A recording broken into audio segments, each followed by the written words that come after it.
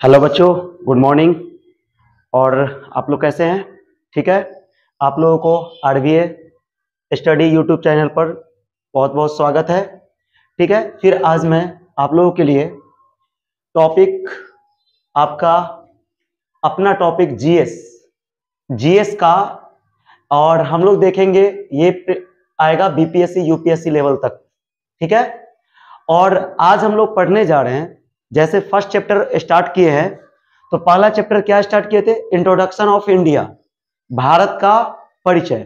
ठीक है। उसका तीसरा टॉपिक है India's right on sea area, मतलब भारत का समुद्री क्षेत्र पर अधिकार कहां तक है और किस चीज का अधिकार है, यह भी देखेंगे इस वीडियो में। यानी हम क्या क्या कर सकते हैं इंडिया का पूरा। ठीक है ना। ध्यान दीजिए, भारत का ये मैप जो देख रहे हैं हम लोग, यहां ध्यान से देखना है। तो भारत के इस एरिया के नीचे से क्या है? समुद्री क्षेत्र है, इंडियन ओशियन मतलब हिंद महासागर। और ये समुद्री जो किनारा हुआ जिसको हमको कोस्ट लाइन कहते हैं, उस कोस्ट लाइन समुद्री तट से 12 किलोमीटर की दूरी जो होता है ना, 12 किलोमीटर की दूरी तक हमको दर्शाया गया है 12 नॉटिकल माइल पर।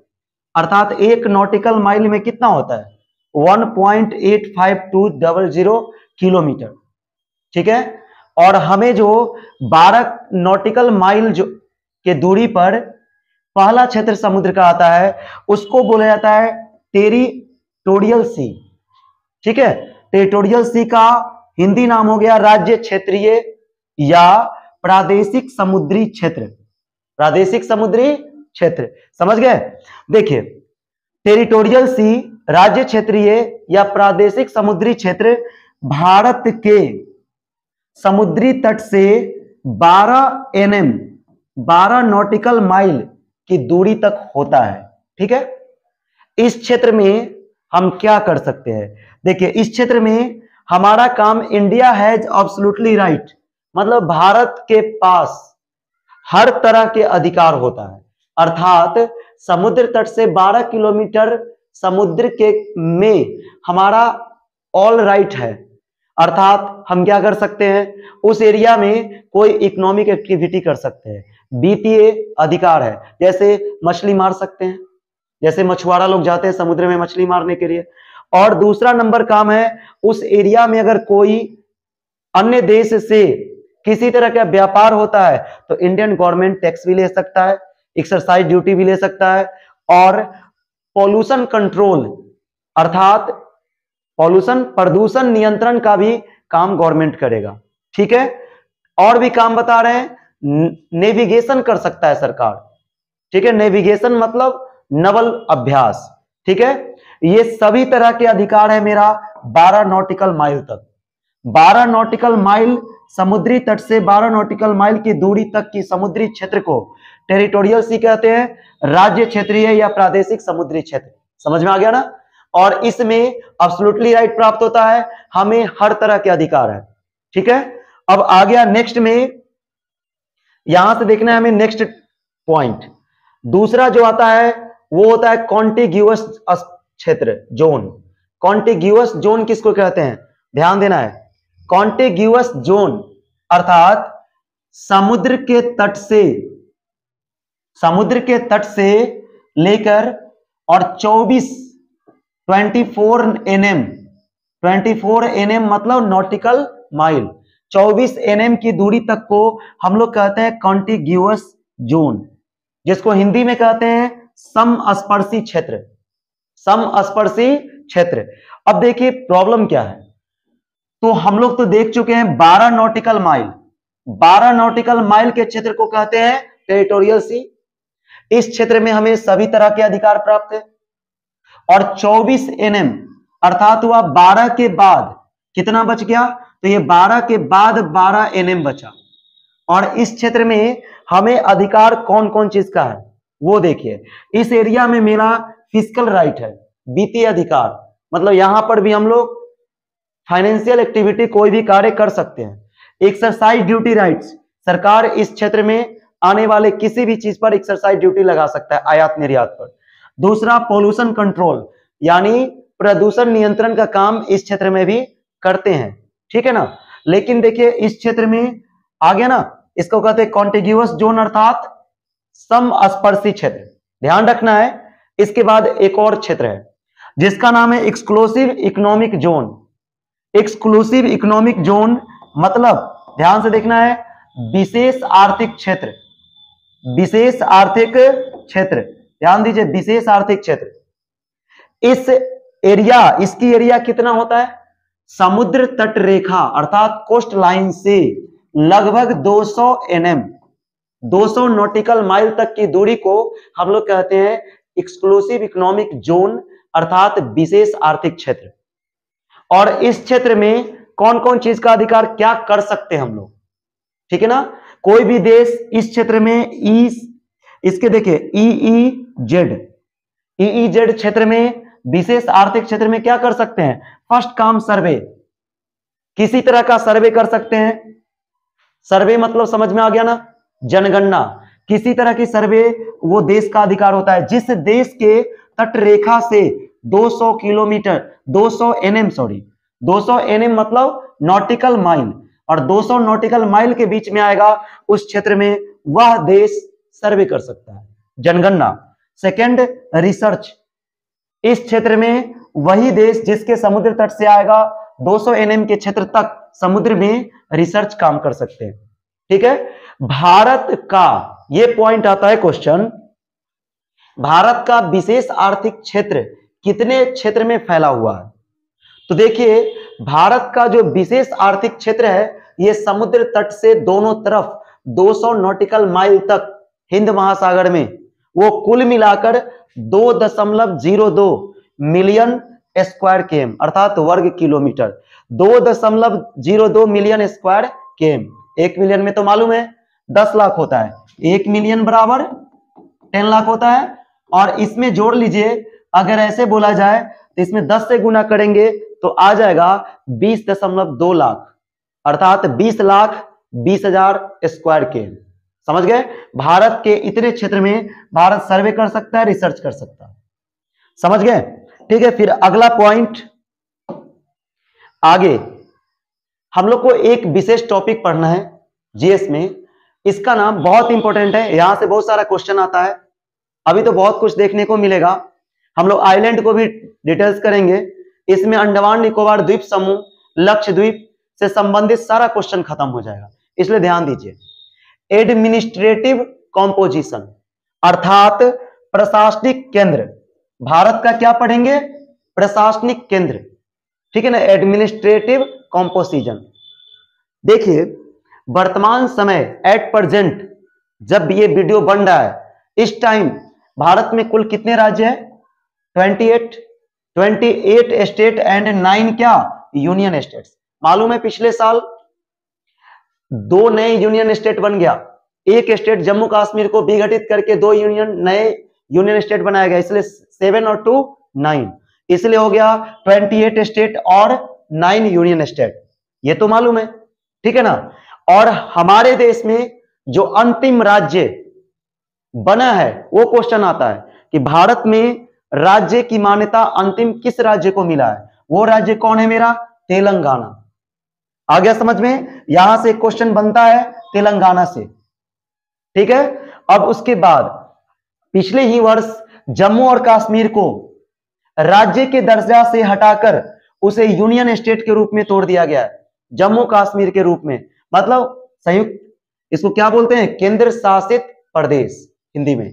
तो वो केंद्र शासित प्रदेश कौन है, जम्मू और कश्मीर से जो केंद्र शासित प्रदेश बना वो कौन कौन है, एक हो गया जम्मू एंड कश्मीर, दूसरा हो गया लद्दाख, ठीक है, लद्दाख रेंज, लद्दाख हो गया, तो 2 केंद्र शासित प्रदेश बन गया, राइट।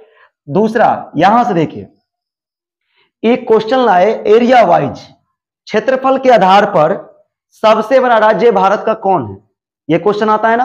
तो देख लीजिए 4 बड़े स्टेट के बारे में यहां पे बता दिया गया है। सबसे पहला स्थान आता है राजस्थान का, क्षेत्रफल की दृष्टि से सबसे बड़ा राज्य बड़े मियां कौन है, राजस्थान। दूसरे नंबर मध्य प्रदेश, तीसरा महाराष्ट्र और चौथा उत्तर प्रदेश। याद हो गया? ठीक है। और बिहार का स्थान क्षेत्रफल की दृष्टि से 12वां आता है, 12th। ठीक है। और जनसंख्या की दृष्टि से बिहार तीसरे स्थान पर आता है। किसके बाद? पहले स्थान पर उत्तर प्रदेश जनसंख्या में, दूसरे स्थान पर महाराष्ट्र। गोवा, गोवा राज्य के साथ एक और क्वेश्चन है। गोवा पूरे भारत में सबसे छोटा राज्य है, smallest state of India. Goa सबसे छोटा राज्य है। समझ गए ना? ठीक है। अब यहां देखना है सबसे इंपॉर्टेंट फैक्ट, इंपॉर्टेंट। आज एक पर एक क्वेश्चन है, महत्वपूर्ण क्वेश्चन है, इसलिए बने रहना है लगातार वीडियो में। ठीक है। तो आगे बता रहे हैं इंपॉर्टेंट फैक्ट्स। देखिए, एक मैप को देखना है और समझना है ये मैप किसका है। यहां देख रहे हैं ये मैप मेरा किस स्टेट का है मालूम है? साउथ इंडिया में ये आंध्र प्रदेश का है, एपी अर्थात आंध्र प्रदेश। अरुणाचल प्रदेश नहीं समझना है, साउथ इंडिया में नहीं आता है, आंध्र प्रदेश। और ये जो है वो टीएन का है, अर्थात क्या बोला जाए? तमिलनाडु। और इस तरफ से कौन हो गया? ये तो केरला है ना? समझ में आ गया? एक फैक्ट बहुत इंपॉर्टेंट है, पौंडुचेरी जो केंद्र शासित प्रदेश है, पौंडुचेरी केंद्र शासित प्रदेश कितने राज्यों में फैला हुआ है मालूम है? कितने राज्यों में है? 3 राज्यों में फैला हुआ है। ध्यान दीजिए, सबसे पहले एक यहां पर पॉइंट है, पौंडुचेरी का एक पॉइंट इस जगह पर है और इसका नाम है यमन, यनम। और यनम किस स्टेट में पड़ता है बताया जाए? यहीं पर तो है, आंध्र प्रदेश। तो सबसे पहला बात करें तो यनम पौंडुचेरी का एक खंड है जो पाया जाता है, स्थित है आंध्र प्रदेश में। समझ गए? तमिलनाडु में पौंडुचेरी का 2 पार्ट है। एक पार्ट हो गया पुडुचेरी जो कि इसका मेन भाग है, और दूसरा है कराईकल। पुडुचेरी और कराईकल। देखिए, तमिलनाडु में पुडुचेरी जो मेन है और कराईकल भाग दोनों पांडुचेरी का पाया जाता है तमिलनाडु में। ठीक है। और एक यहां देखिए माहे, माहे किसका पार्ट है बताइए? ये भी किसका पार्ट है? क्या बोले थे अभी? पांडुचेरी अर्थात पुडुचेरी का। पुडुचेरी का माहे भाग है जो कि पड़ता है केरला में, केरल में। तो पुडुचेरी एक ऐसा केंद्र शासित प्रदेश हुआ जो कितने राज्य में आता है? उसके भाग पार्ट कितने राज्य में आते हैं? 3 स्टेट में, 3 राज्य में। तमिलनाडु में तो 2 पार्ट आ गया, पुडुचेरी कराईकल, और दूसरा आंध्र प्रदेश में कौन आ गया? यनम। और केरल में आ गया माहे। कोई बात। अब हम लोगों को देखना है अंडमान निकोबार द्वीप समूह। अंडमान निकोबार द्वीप समूह से रिलेटेड क्वेश्चंस, मतलब इसके विषय में शॉर्ट क्वेश्चन ऑब्जेक्टिव और सब्जेक्टिव दोनों क्लियर करना है। ठीक है।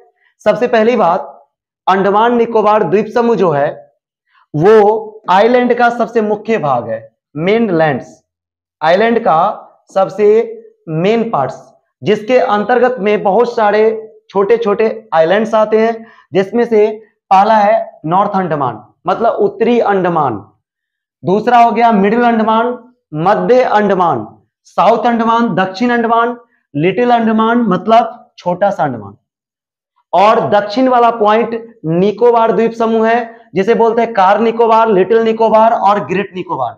मतलब अंडमान निकोबार एक समूह अंडमान है, दूसरा समूह निकोबार है। देखिए सामने, जैसे ये अंडमान निकोबार द्वीप समूह का पॉइंट है, ठीक है, जिसमें से ये इलाका जो देख रहे हैं पूरा अंडमान, और दूसरा इधर का पूरा पार्ट क्या है? निकोबार। उसके बीच में कौन सा डिग्री चैनल है? 10 डिग्री चैनल। मतलब जानते हैं ना पृथ्वी ग्लोब जिसमें इक्वेटर होता है 0 डिग्री, फिर 1 डिग्री, 2 डिग्री, ऐसे करके 10 डिग्री आ गया। 10 डिग्री नॉर्थ में विषुवत रेखा से ये 10 डिग्री चैनल हो गया। और 10 डिग्री चैनल, ये क्वेश्चन भी आता है कि 10 डिग्री चैनल किसको 2 भागों में बांटता है? एक भाग हो गया अंडमान, इस भाग को कहते हैं अंडमान, और साउथ वाला जो पार्ट है सभी आइलैंड्स, उन सभी ग्रुप को कहते हैं निकोबार। समझ में आ गया। तो अंडमान और निकोबार को 10 डिग्री चैनल दो भागों में बांटती है। अंडमान में कौन कौन हो गया आइलैंड्स देखना है। अंडमान में नॉर्थ अंडमान, उत्तरी अंडमान, मध्य अंडमान बीच में, और दक्षिणी अंडमान, और ये हो गया छोटा अंडमान, छोटा अंडमान, लघु अंडमान। निकोबार में कार निकोबार, उसके बाद हो गया मेन में छोटा निकोबार, और सबसे बड़ा यही है, देखिए निकोबार, बड़ा साइज का ग्रेट निकोबार। ग्रेट निकोबार का सबसे दक्षिणी बिंदु हमें दिखाई पड़ रहा है, उसी का नाम है इंदिरा पॉइंट। जो भारत का सबसे साउथर मोस्ट पॉइंट, दक्षिणी बिंदु इंदिरा पॉइंट कौन सा आइलैंड पर है? ग्रेट निकोबार पर। समझ में आ गया। अब देखिए यहां से हम लोगों को जानना है कि अंडमान निकोबार द्वीप समूह जो है उस पर सबसे बड़ा चीज कि अंडमान निकोबार द्वीप समूह की राजधानी कौन से आइलैंड पर है। देखिए अंडमान निकोबार द्वीप समूह की राजधानी जिसको हम लोग कहते हैं पोर्ट ब्लेयर। पोर्ट ब्लेयर है दक्षिणी अंडमान पर स्थित। पोर्ट ब्लेयर दक्षिणी अंडमान पर स्थित है। ठीक है। उत्तरी अंडमान के सीधे पूरब ईस्ट में, पूरब में हमें एक चीज दिखाई पड़ रहा है जिसका नाम है नारकोडम आइलैंड, नारकोडम। और मध्य अंडमान के पूरब में बैरन आइलैंड, और बैरन आइलैंड जो दिखाई पड़ रहा है इसी आइलैंड पर, ये बैरन आइलैंड, इसी आइलैंड पर हमें क्या पता चलता है पता है? भारत में एकमात्र ज्वालामुखी, भारत में एकमात्र ज्वालामुखी है। जो कौन सा ज्वालामुखी है? एक्टिव है, सक्रिय है। बैरन आइलैंड पर एकमात्र भारत का ज्वालामुखी है जो एक्टिव ज्वालामुखी है। ठीक है। अगला देखते हैं बैरन आइलैंड और प्लस में उसका क्या है स्ट्रक्चर। देखिए हम लोगों के सामने है, यहां पॉइंट देखिए, सबसे पहले मध्य अंडमान दिखाई पड़ रहा है यहां पर, मध्य अंडमान निकोबार। मध्य अंडमान के जस्ट पूर्व में कौन सा हो गया? बैरन आइलैंड। बैरन आइलैंड पर क्या पाए जाते हैं? बैरन आइलैंड ही एकमात्र भारत का एकमात्र ज्वालामुखी है, वो बैरन आइलैंड पर है। एकमात्र क्या है? ज्वालामुखी। और ज्वालामुखी जो है वो सक्रिय है। सक्रिय मतलब एक्टिव, हमेशा ये निकलते रहता है। ठीक है। कभी जाना है घूमने ना, सेल्फी उल्फी लेना होगा तो जाके बैरन आइलैंड पर ले लेना है ज्वालामुखी से। समझ में आ गया ना? तो मजा आ जाएगा, कोई दिक्कत नहीं है। चलो ठीक है। तो बैरन आइलैंड के विषय में समझ गए। कार निकोबार, अंडमान निकोबार दोनों को बीच में आ गया 10 डिग्री चैनल। अब हम लोगों को देखना है साउथ इंडिया और श्रीलंका के बीच के क्षेत्र से रिलेटेड क्वेश्चन कौन कौन से आता है। ठीक है। तो सबसे पहले दक्षिण भारत का देखिए, यहां दक्षिण भारत का क्षेत्र है और ये हो गया श्रीलंका का, और ये है बीच में जो आइलैंड का समूह दिखाई पड़ रहा है उसको कहते हैं एडम्स ब्रिज। एक पुल जैसा बना हुआ है, भारत और श्रीलंका के बीच पहुंचने वाला पुल जैसा दिखाई पड़ रहा है, इसको कहते हैं एडम्स ब्रिज। उससे उत्तर में एक छोटा सा आइलैंड है जिसको पाकवे, मतलब इस क्षेत्र को कहते हैं पाकवे, जिसके अंदर में एक छोटा आइलैंड है जिसका नाम है पंबन आइलैंड। और इस एडम ब्रिज और भारत और श्रीलंका के बीच घिरे हुए समुद्री क्षेत्र को, ये बीच में घिरे हुए समुद्री क्षेत्र को गल्फ ऑफ मन्नार, मन्नार की खाड़ी कहा जाता है। एडम्स ब्रिज ही लगभग रामेश्वरम के रूप में जाना जाता है। जो एडम्स ब्रिज है उसी को रामेश्वरम भी कहते हैं। ठीक है।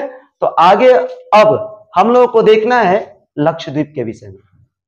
लक्षद्वीप से क्वेश्चन पहला आता है कि लक्षद्वीप कौन से क्षेत्र में है, मतलब किस सागर में है, मतलब बंगाल की खाड़ी में है या फिर अरब सागर में। तो लक्षद्वीप क्या है? देखिए ये पश्चिमी घाट की तरफ है, पश्चिमी घाट, भारत की पश्चिमी घाट, वेस्टर्न घाट की तरफ, और ये ईस्टर्न घाट, पूर्वी घाट।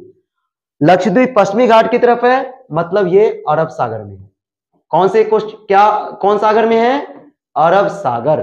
ठीक है, लक्षद्वीप हो गया अरब सागर। लक्षद्वीप भी अंडमान निकोबार द्वीप समूह से कम नहीं है। ये भी छोटे छोटे आइलैंड का समूह है, जो हमें बहुत सारा आइलैंड दिखाई पड़ रहा है। इन सभी आइलैंड का एक समूह क्या है? लक्षद्वीप है। ठीक है, तो हमें यहां से लक्षद्वीप से पहला क्वेश्चन आया कि लक्षद्वीप कौन से सागर में है? अरब सागर में। 1 नंबर क्वेश्चन हो गया मेरा, यहां पे 1 नंबर। ठीक है, दूसरा क्वेश्चन यहां से आता है, 2 नंबर दे देते हैं कि लक्षद्वीप की राजधानी कौन है, कौन से आइलैंड पर है? तो कावारती है, और कावारती ही आइलैंड पर है। ठीक है, दूसरा क्वेश्चन। तीसरा क्वेश्चन यहां दिखाई पड़ रहा है एक जहाज का पिक्चर, मतलब लक्षद्वीप सभी आइलैंडों में से एकमात्र अगत्ती आइलैंड है, अगत्ती आइलैंड, जिस पर एयरपोर्ट है, जिस पर जहाज आता है, इंडिया से कनेक्टिंग पॉइंट है, एयरपोर्ट है। इसलिए यहां से क्वेश्चन आ गया तीसरा। और चौथा क्वेश्चन हम देखेंगे तो हमें चौथा क्वेश्चन यहां से आता है कि 8 डिग्री चैनल, 8 डिग्री चैनल जो लाइन है वो किसे अलग अलग भागों में बांटती है? तो पहला हो गया लक्षद्वीप का ही मिनी क्वाय आइलैंड। तो मिनी क्वाय आइलैंड हो गया एक, और दूसरा ये साइड में दक्षिण में 8 डिग्री चैनल से दक्षिण में जो होता है वो मेरा है, कौन सा है बताइए? मालदीव। इधर ही है मालदीव।